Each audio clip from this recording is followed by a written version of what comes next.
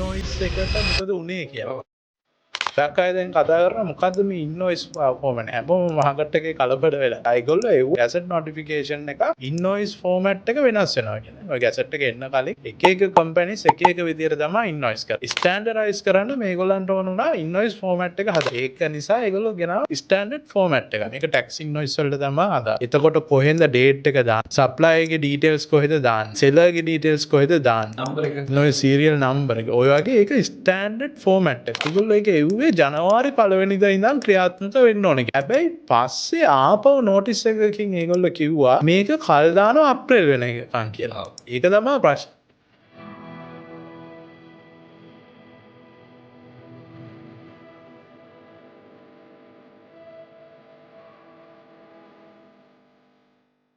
Tax Advice YouTube channel එකට ඔයාව අද දවසේ සාදරයෙන් පිළිගන්නවා. ඉතින් අද දවසේදී අපි කතා කරන්න යන්නේ ටිකක් මේ වෙලාවේ වැදගත්ම වෙනවා කියන මාතෘකාවක්. මොකද 2026 අප්‍රේල් ඉඳලා ලංකාවේ ටැක්ස් වල ගොඩක් දේවල් වෙනස් වෙන්න නියමිතව තියෙනවා. ඉතින් මේ වෙනස් වීම ගැන කතා කරනකොට ලංකාවේ වගේම විදේශ රටවලත් බදු උපදේශනීය දෙන උපදේශකවරයෙක්ගෙන් මේ විස්තරය හරියටම අහගන්න එක මම හිතනවා අපි හැමෝටම වැදගත් වෙයි කියලා. ඉතින් අද දවසේදී මම ආරාධනා කරේ වරලත් ගණකාධිකාරී සංකදාල් විස්ට.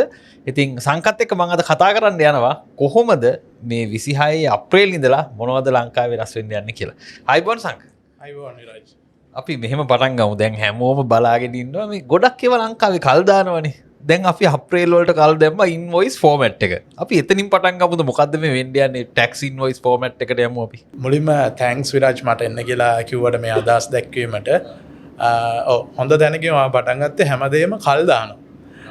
අපිට පේනවා දැන් මේක විතරක් නෙමෙයි දැන් අර නන් රෙසිඩන්ට් පර්සන්ස්ලාව වැට් ලයබිලිටි එකට ගේනවා කිව්වා ඒක කල් දාලා තියෙනවා. ඒ වගේ ගොඩක් දේවල් IRD එක කල් දානවා. ඒක එච්චර හොඳ දෙයක් නෙමෙයි. IRD එක ගැන තියෙන ට්‍රස්ට් එක සමාජයේ නැතුව යනවා ඒ වැඩෙන් ලෝ එකක්නේ. හරි. අපි ඒ කල් දාන එක පැත්තකින් තියලා යන්කෝ අපේ මාතෘකාවට විරාජ් වුණේ මේ ඉන්නොයිස් එකට මොකද උනේ කියලා. ගොඩක් අය දැන් කතා කරනවා මොකද්ද මේ ඉන්නොයිස් ෆෝමැට් හැමෝම මහකට එකේ කලබල වෙලා. ඒක උනේ මේකයි. ඒගොල්ලෝ එව්වා ගැසට් එකක් ගැසට් නොටිෆිකේෂන් එකක් ඉන්නොයිස් ෆෝමැට් එක වෙනස් වෙනවා කියලා. ඇත්තටම දැන් අපි බැලුවොත් ඔය ගැසට් එක එන්න කලින් එක එක කම්පැනිස් එක එක විදියට තමයි ඉන්නොයිස් කරන්නේ. එතකොට ඔන්නෝක ස්ටෑන්ඩඩයිස් කරන්න මේගොල්ලන්ට ඕන වුණා ඉන්වොයිස් ෆෝමැට් එක හදන්න. අර ඉන්වොයිසින් ගේනවා ඔය වගේ කතන්දර ගොඩක් එක්ක සමහර වෙලාවට මිස්මැච් වෙනවා. එක පර්පස් එකක් කියලා අපි හිතන්නේ. ඒක නිසා ඒගොල්ලෝ ගෙනාවා ස්ටෑන්ඩඩ් ෆෝමැට් එකක් කියලා. ඒතකොට මේ ෆෝමැට් එකේ කියලා තියෙන කොහෙද ටැක්ස් ඉන්වොයිස් කියන වචනේ තියෙන්නේ. මේක ටැක්ස් ඉන්වොයිස් වලට තමයි අදාළ. එතකොට කොහෙන්ද ඩේට් එක දාන්නේ? ඩේට් එකේ ෆෝමැට් එක DD MM year ඒ වගේ ෆෝමැට් එක තියෙනවා. සප්ලයර් ගේ ඩීටේල්ස් කොහෙද දාන්නේ? සෙලර් ගේ ඩීටේල්ස් කොහෙද දාන්නේ? සීරියල් නම්බර් එක ඉන්නොයි සීරියල් නම්බර් එක. ඔය වගේ ඒක ස්ටෑන්ඩඩ් ෆෝමැට් එකක්. ඒකේ තියෙන විදියට තියෙන්න ඕනේ කියලා ගැසට් නොටිෆිකේෂන් එකක් එවුවා. ඒගොල්ලෝ ඒක එව්වේ ජනවාරි 1 වෙනිදා ඉඳන් ක්‍රියාත්මක වෙන්න ඕනේ කියලා ගැසට් නොටිෆිකේෂන් එක. හැබැයි පස්සේ ආපහු නෝටිස් එකකින් ඒගොල්ලෝ කිව්වා මේක කල් දානවා අප්‍රේල් වෙනකන් කියලා. ඒක තමයි ප්‍රශ්නේ. එතකොට මේ කල් දැම්මේ ආවේ ප්‍රශ්න දෙකක්. එකපාරට ගෙනාවාම ටැක්ස් පේයර්ස්ලා ගිහිල්ලා කිව්වා අපිට මේකට මෙන්න මේ කන්සර්න්ස් තියෙනවා. උදාහරණයකට විරාජ් මම කිව්වොත් දැන් සීරියල් නම්බර් එක වා කිව්වේ. සීරියල් නම්බර් එක DD මන්ත් ඊට පස්සේ සීරියල් නම්බර් එක. ඕක මාසෙන් අලුත් එකක් පටන් ගන්න ඕනේද? ඕම ප්‍රැක්ටිකල් ප්‍රශ්න තියෙනවා. ෆොරින් කරන්සි වලින් කොහොමද ඉන්වොයිස් එකක් යනකොට ඒක ඉන්ඩිකේට් කරන්නේ. ඩිස්කවුන්ට් එකක් දෙනකොට ඒක දෙන්න පුළුවන්ද? ඔය වගේ ගොඩක් ප්‍රැක්ටිකල් ප්‍රශ්න තියෙනවා මේ උප ෆෝමැට් එකේ. ওই ටික ඔක්කොම ටැක්ස් පේයර්ස්ලා ගිහිල්ලා අපේ IRD එකේ නිලධාරීන්ට එක්ස්ප්ලেইন කරා කිව්වා. ඊට පස්සේ මේගොල්ලෝ කරපු දේ හරි. එහෙනම් මේ ටිකට ඔයගොල්ලන්ට කල් යනවා නම් සිස්ටම් හදන්න ඕනේ ERP සිස්ටම් හදන්න ඕනේ මේගොල්ලන්ට කල් යනවා නම් එහෙනම් අපි ඒක තව ටිකක් කාලයකට ගමු කියලා අප්‍රේල් වල ඉඳන් ක්‍රියාත්මක කරනවා කියලා නෝටිස් එකක් දැම්මා. ඊට පස්සේ දැන් කියනවා අපව අලුතෙන් ගැසට් එකක් එනවා.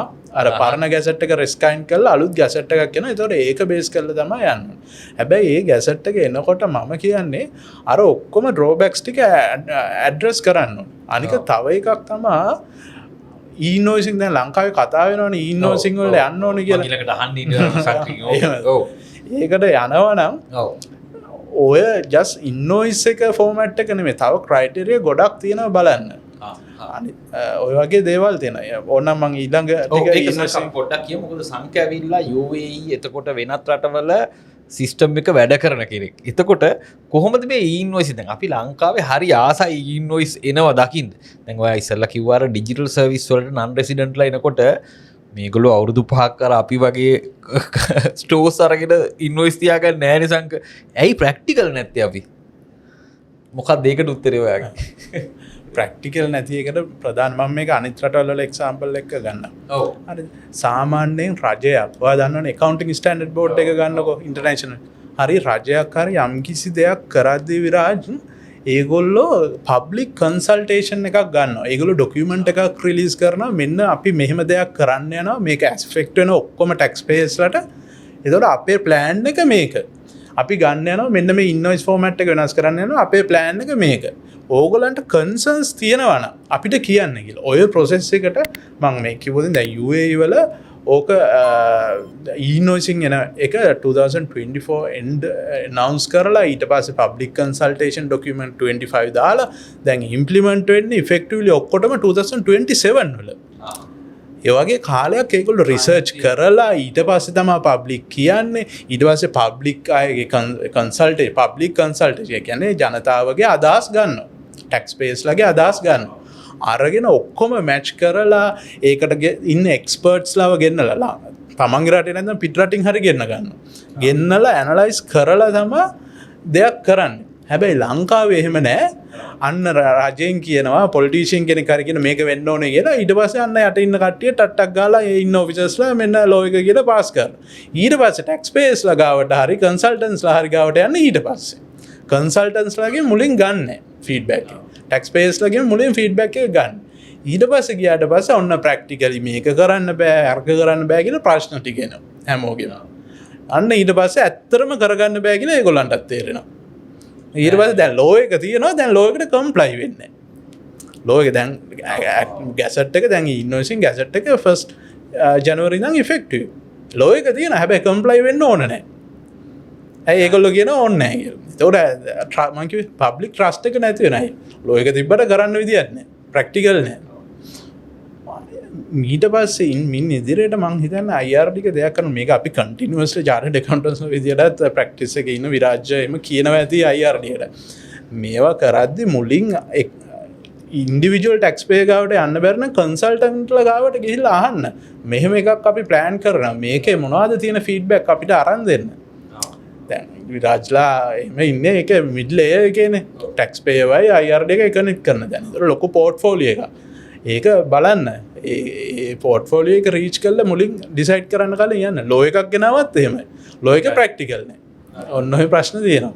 ඔව් සංකේ මට දැන් සංකේවිල ඉන්ටර්නැෂනල් එක්ස්පීරියන්ස් එක තියෙන හින්දා මට තව ප්‍රශ්න ටිකක් ගන්න ඕනේ. දැන් මේ ඩිජිටල් සර්විස් වැට් එක ගැන අපි කතා කරනවා. අප්‍රේල් ඉඳලා එන්න තියෙනවා. එතකොට දැන් Google එතකොට Facebook හරි මොනවා හරි ලංකාවෙන් ඉන්කම් එළියට ගෙනියන අයට දැන් මේක අප්‍රේල් ඉඳලා ගන්න තමයි යන්නේ. එතකොට අපේ ප්‍රයිස් එක වැඩි වෙයි කියලා යනවා. මේකේ කොහොමද ඉම්පැක්ට් එක වෙන රටවල? මෙහෙම ඕක දැන් අපි ගේන්න හදන ඩිජිටල් සර්විස් ටැක්ස් ගියවම සමහර රටවල වෙනම ටැක්ස් එකක් තියෙනවා ඩිජිටල් සර්විස් ටැක්ස් කියලා. ඒකට මාකට් එක අනුව ඒගොල්ලෝ කම්ප්ලයි වෙනවා. ඒක ගැටලුවක් නෑ. හැබැයි ලංකාවේ ඒගොල්ලෝ මේ වැට් එකට ස්කෝප් එකට ගේන එක තමයි ප්‍රශ්නේ. ලංකාවේ වැට් ස්කෝප් එකට ගෙනාවම ඒක හරියට ගේන්න ඕනේ. දැන් අපි අර පරණ ලෝ එක දැන් හෝල්ඩ් වෙලානේ තියෙන්නේ. ලෝ එක තියෙනවා කම්ප්ලයි වෙන්න බෑ. හැබැයි ලෝ එක ගත්තාම ඒක හරි ලූප් හෝල් තියෙනවා. ඒක කම්ප්ලයි වෙන්න රික්වයර්මන්ට් එකක් නැද්ද? රෙජිස්ට්‍රේෂන් රික්වයර්මන්ට් එකක් තියෙනවා. ලෝකේ වචන වලින් යන්නේ. 1 by 1 වචන වලින්. ඒතර මේ වචන හරියට ඩ්‍රාෆ්ට් කරලා තියෙනවාද? ඒ ප්‍රශ්න ටික ඇඩ්‍රස් කරන්න. ලංකාවේ ඒක ගේනවා නම් කම්ප්ලයි ඒක හොඳ දෙයක්. ඉතින් පිටරට මේ කන්සම්ප්ෂන් එක වෙනවා නම් මේ වෙනවා නම් ඒගොල්ලෝ ටැක්ස් එක ගෙවන එක ලංකාවට ආදායම. ඔය ලොකු කම්පැනිස් වලට ඔක ලොකු ටැක්ස් එකක් නෙමෙයි. ලොකු කම්පැනිස් වලට ඔක ගෙවන එක ලොකු දෙයක් නෙමෙයි. හැබැයි ගෙවන්න විදින කරදරේ තමයි ප්‍රශ්නේ. ඒක හරි. ඊළඟට සංකේත මම අහන්නේ මේ වෙලාවේ දැන් අපි හැමෝම දන්න එකක් තමයි VAT සහ SSCL threshold අඩු වෙන්න යනවා කියන එක අප්‍රේල් 1 වෙනිදා ඉඳලා. සාමාන්‍ය මිනිස්සු ඒ කියන්නේ ව්‍යාපාර කරන අය මේක හරිම කරදරයක් දැන් අපි ඉවරයි බිස්නස් කරලා ඉවරයි මෙහෙම කියන්නේ. සංක මේක දකින්නේ කොහොමද? ඒක මෙහෙමයි ඕක දැන් සාමාන්‍ය ව්‍යාපාරික අතර යනකොට ඒකේ ලොකු ප්‍රශ්නයක් තියෙනවා අපි මේ කියන එක වැරදි විදිහට ගන්නවා තියොරිටිකලි මම මේ කියන්නේ තියොරිටිකලි හරිද ප්‍රැක්ටිකල් නෙමෙයි තියොරිටිකලි concept එකක් තියෙනවා principle of neutrality VAT law එකේ ඒ law එක අනුව කියන්නේ ඔයාගේ VAT එක ඔයාගේ ඉම්පැක්ට් එකක් වෙන්නේ නැහැ ආදායමට හෝ වියදමට. ඒකට ප්‍රොෆිට් වලට ඉම්පැක්ට් එකක් නැහැ තියොරිටිකලි. ඒක ඕනම් මට වැඩිදුර එක්සැම්පල් එකකින් කියන්න පුළුවන්. මම චර ලොකෝට ඩීටේල් කියන්න නැතුව ඉන්නම්. ඔයා මොකද VAT එක මම සරලව කිව්වොත් ඔයා VAT එක කස්ටමර්ගෙන් කලෙක්ට් කරගන්නවා. ඊට පස්සේ ඔයාගේ VAT එක ඒකට ගෙන්ස් අඩු කරනවා. Input credit mechanism. ඒතර ඔයාගේ අර ප්‍රොෆිට් එකට ඉම්පැක්ට් එකක් නැහැ තියොරිටිකලි. එහෙම වුණාම ව්‍යාපාර වලට බලපාන්නක් නැහැ. හැබැයි මේ ත්‍රිෂෝල්ඩ් එක අඩු කරන්නේ ඇයි? ඔයාගේම සහෝදර ව්‍යාපාරිකයන් සෙට් එකක් ඉන්නවා ඒගොල්ලෝ වැඩ් ගෙන. ඒගොල්ලෝ දැන් පොඩියට පටන් අරගෙන ඔන්න ඉම්ප්‍රූව් වෙගෙන යනකොට දැන් මිලියන 60ට එහා ගියා ටර්න් එක ඔන්න දැන් වැඩ් ගෙවනවා. ඒගොල්ලෝ මෙච්චර මිරිස්කු මොකක් හරි පොඩි අඹ ගෙඩියක් කියන්නකෝ. මෙච්චර කාල අඹ ගෙඩිය වික්කේ වැට් නැතුව. හැබැයි මිලියන 60 පැන්න ගමන් ඔන්න වැට් දාලා විකුණනවා. ඔන්න දැන් එතකොට ඒගොල්ලන්ගේ ප්‍රයිස් එක වැඩි අනිත් අයට වඩා. දැන් මේගොල්ලන්ව සමාන ලෙවල් එකකට ගේන්න එපේ. කම්පිටිටිව්නස් එක. අන්න එතකොට ත්‍රිෂෝල්ඩ් එක අඩු කරන එක හොඳයි. අදින් බලුවම බිස්නස් සමාන ලෙවල් එකකට එනවා. ඒක තමයි වැට් ප්‍රින්සිපල් වලත් කියන්නේ. හැම බිස්නස් එකකටම වැට් ලයබිලිටි එක තිබ්බොත් අර කම්පිටිටිව්නස් එකට හොඳයි. තරඟකාරීත්වය රැකෙනවා. ඒ කට්ටියගේ ප්‍රයිස් එක වැඩි. කට්ටියකගේ ත්‍රිෂෝල්ඩ් එක වැඩි අයගේ ප්‍රයිස් එක වැඩි, අඩු අයගේ ප්‍රයිස් එක අඩුයි. ඒ ලෙවල් එකට යන්නේ නැහැ. ඒක නිසා ඒක ඒ අතින් බැලුවාම හොඳයි. සමහරු කියන එතකොට දැන් යට ලෙවල් එකේ ඉන්න අය තාම රෙජිස්ටර් වෙච්ච නැති අය රෙජිස්ටර් වෙනකොට ඒගොල්ලෝ කියන ඒගොල්ලන්ගේ ප්‍රයිස් වැඩි වෙනවා, ලාභ අඩු වෙනවා. දැන් මෙහෙම විකුණනවා නම් තව 10%ක් වැඩි 18ක් වැඩි කරලා විකුණන්න බෑ. උපරිම මිලක් තියෙනවා. ඔය වගේ ප්‍රශ්න තියෙනවා. හැබැයි ඒකෙන් වෙන්නේ අර හරියට ඔක ඔක්කොටම ගෙනාවද වෙන්නේ අර ප්‍රොෆිට් එක අයින් කරලා ඔක්කොමලා එක කම්පිටිටිව්නස් එකකට ගේනවා. වැට් එක ගැන මම කියන්නේ. ඒක එක අතකින් හොඳයි ප්‍රින්සිපලි. හරිද? ප්‍රැක්ටිකල් ප්‍රශ්න තියෙන්න පුළුවන්. අර වගේ දැන් ව්‍යාපාරිකයෝ බලන්නේ මගේ ලාභය තවත් අඩු වෙනවා කියලානේ. ඒ ප්‍රශ්නේ තියෙනවා හැමෝටම. හැබැයි ප්‍රින්සිපලි හැමෝම ඔය ලෝ මේකර්ස්ලා ඔක්කොම බලන්නේ අර ප්‍රින්සිපල්ස් දිහා. ඒ ඊළඟට අපි මේ කතාවේ මම කියවනේ අද මේ වෙනස් වෙන්න යන දේවල් ගැන කතා කරන්න කියලා. දැන් අපි අප්‍රේල් ඉඳලා අපි වෙනස් වෙන්න ඕන කොහොමද? ඒකත් පොඩ්ඩක් අපි කතා කරමු. මේක බලන් ඉන්න ටැක්ස් ගැන උනන්දු දක්වන ව්‍යාපාර කරන අය ඒගොල්ලෝ කොහොමද දැන් වෙනස් වෙන්නේ මේවට? වෙනස් වෙන්න කියලා කිව්වහම මූලිකම දේ හොඳ අප්ඩේට් එක විරාජ්ලා වගේ channel වල ඉඳලා මොලේම අප්ඩේට් එකේ ඉන්න ඕන. අපි දන්නේ නැහැ කොයි වෙලේ චේන්ජ් එකක් එයිද කියන එක. හරිද? ඒවා සබස්ක්‍රයිබ් කරලා එහෙම කරලා හරි අප්ඩේට් එකේ ඉන්න. එතකොට ඒවා හරියට ගයිඩ් දැන් සාමාන්‍ය ටැක්ස් පේ කෙනෙක්ට ගිහිල්ලා ලෝ එක රීඩ් කරලා කරගන්න අමාරු අය අපි දකින්න ඕන තරම්. එහෙම නැත්නම් චාර්ටර්ඩ් ඇකවුන්ටන්ට් කෙනෙක් හයර් කරන්න අමාරු වෙන්න පුළුවන්. ඒ වගේ අයට තමයි පිළියමක් විදිහට විරාජ්ලා මේ වගේ වැඩසටහන් ෆ්‍රී ඔෆ් චාර්ජ් කරලා කරන්නේ. එතකොට කරන්න තියන්නේ දැන් අපි ඉන්වොයිස් මැටර් එක ගත්තොත් අප්ඩේට් එකේ ඉන්න කොයි වේද ගැසට් එකක් එන්නේ. ගැසට් එකක් එන්න පුළුවන්. එතකොට ඒකේ තියෙනවා හරියටම ඩේට් එක. අප්‍රේල් කියලා දැන් අපිට කියලා දෙනවා. හැබැයි ලෝ එක එන්නේ කොහොමද දන්නේ නැහැ. ලෝ එක තමයි හරියට අපි කම්ප්ලයි වෙන්න ඕනේ. එතකොට අපි බලන්න ඕනේ මේ ඩීටේල්ස්. ඉන්වොයිස් ෆෝමැට් එකේ තියෙන ඩීටේල්ස් ඔයාගාව හරියටම තියෙනවද? ඒ ඩීටේල්ස් නැත්නම් ගන්න ඕනේ. ඔයාගේ සිස්ටම් එක හදන්න පුළුවන්ද? දැන් අපි කිව්ව සීරියල් නම්බර් එක ඒ ෆෝමැට් එකට වෙනස් කරන්න පුළුවන්ද? ඩේට් එක ඒ ෆෝමැට් එකට වෙනස් කරන්න පුළුවන්ද? ඒ සිස්ටම් හදා ගන්න ඕනේ. එතකොට දැන් ඔයා ටෙක්නොලොජි එකත් එක්ක යන තරමට තමයි දැන් මාකට් එකේ හොඳ ක්ලවුඩ් බේස් හරි දැන් විරාජ්ලගේ AI වගේ දේවල් තියෙනවා. ඒ වගේ දේවල් එක්ක යන්න දැන් සූදානම් වෙන්න ඕනේ. ටෙක්නොලොජි එකත් එක්ක පෞද්ගලික දවස්වල ගම් වතුර වලින් ඩොකියුමන්ට්ස් නැති වෙච්ච ප්‍රශ්න ආවා. ඔයත් එක්ක බැලුවහම ඇත්තටම ටෙක්නොලොජි එක තියෙන එක තමයි දැන් ව්‍යාපාරවල සර්වයිවල් එක වෙන්නේ. අනිවාර්යයෙන්.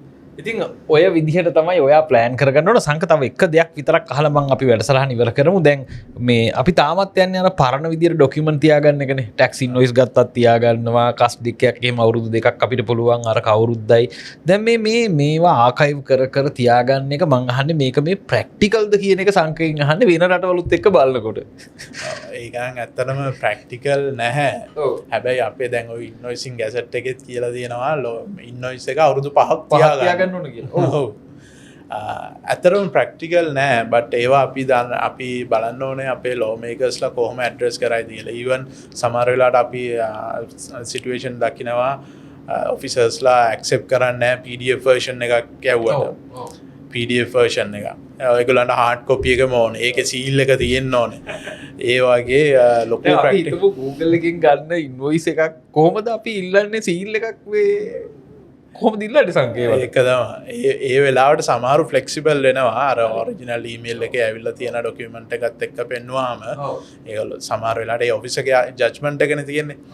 ඒගොල්ලෝ flexible වෙන වෙලාවල් අපි දැකලා දෙනවා. ඒගොල්ලන්ගේ පැත්තට නීතිය නිසා වැඩේ කරන්න බැරි වෙන ප්‍රශ්නයක් එනවා නේද? ඒ වගේ ප්‍රශ්න එනවා. මොකද අර hard copy එක තියෙන්න ඕනේ කියලා law එකේ තියෙන. දැන් අර මං කිව්වා අවුරුදු 5ක් තියා ගන්න ඕනේ claim කරන්න. ඒ වගේ ප්‍රශ්න වෙන්න පුළුවන්. but අපි බලමු ඉස්සරහට දැන් රජයේ කතා වෙනවා invoicing කියනවා ඒ වගේ දේවල්. එතකොට ඇත්තටම invoicing කියන system එක ආවහම ඔය PDF invoice නෙමෙයි. ඒක වෙනම Excel එක හරිය ඒ system එකේ JSON කියලා දෙනවා. සිස්ටම් එක වගේ ERP සිස්ටම් එකේ එන්ටර් කරාම ඔටෝමැටිකලි හැමෝම අතර ට්‍රාන්ස්පරන්ට් ට්‍රාන්ස්ෆර් වෙන සිස්ටම් එකක්. ඒකක් ගේන්න පුළුවන් නම් හොඳයි. මැලේසියා වල දෙනවා. ඒ වගේ කන්ට්‍රීස් වල ඉන්දියාව ඒ වගේ තියෙනවා. ගේන්න පුළුවන් නම් හොඳයි. මං හිතන්නේ දැම්ම ඒකට HR comprehensive system එකක් ගෙන කියලා. වෙන මෙතඩ් ගේන්න පුළුවන්. සාමාන්‍ය හරි ඉන්වොයිසින් සිස්ටම් එකක් මේ අවුරුද්ද දෙකේ ඉම්ප්ලිමන්ට් කරනවා නම් අර වගේ තමයි ඉම්ප්ලිමන්ට් කරා අයින් කරා. හරි. ඉතින් අද දවසේදී අපිට අවශ්‍යතාවය තිබුණේ ඇත්තටම මගේ මූලික අරමුණ වෙලා තියෙන්නේ මේ ලංකාවේ කොහොමද වෙනස් වෙන්නේ? ඒකට අපි කොහොමද හැඩගැහෙන්නේ? විශේෂයෙන්ම මේ බලන ඔයා මේකට කොහොමද රෙඩි වෙන්නේ? ඉතින් ලංකාවේ වගේම වෙනත් රටවල් වල ටැක්ස් සම්බන්ධව කටයුතු කරන අයත් එක්ක අපි කතා කරනකොට මම හිතන්නේ ඔයාට තේරෙනවා ඇති අපි කොච්චර දේවල් හදා ගන්න ඕනද කියලා. එවනම් තවත් දවසක සංකව අපි හම්බ වෙනවා මේ වගේම දේවල් කතා කරන්න. මේ වගේම තවත් වීඩියෝ එකකින් අපි සංකව හම්බ වෙන්න බලාපොරොත්තු වෙමින් ඉන්නවා. බොහොම ස්තුතියි සංකව අපිත් එක්ක සම්බන්ධ වුණාට. ආයිබෝස්.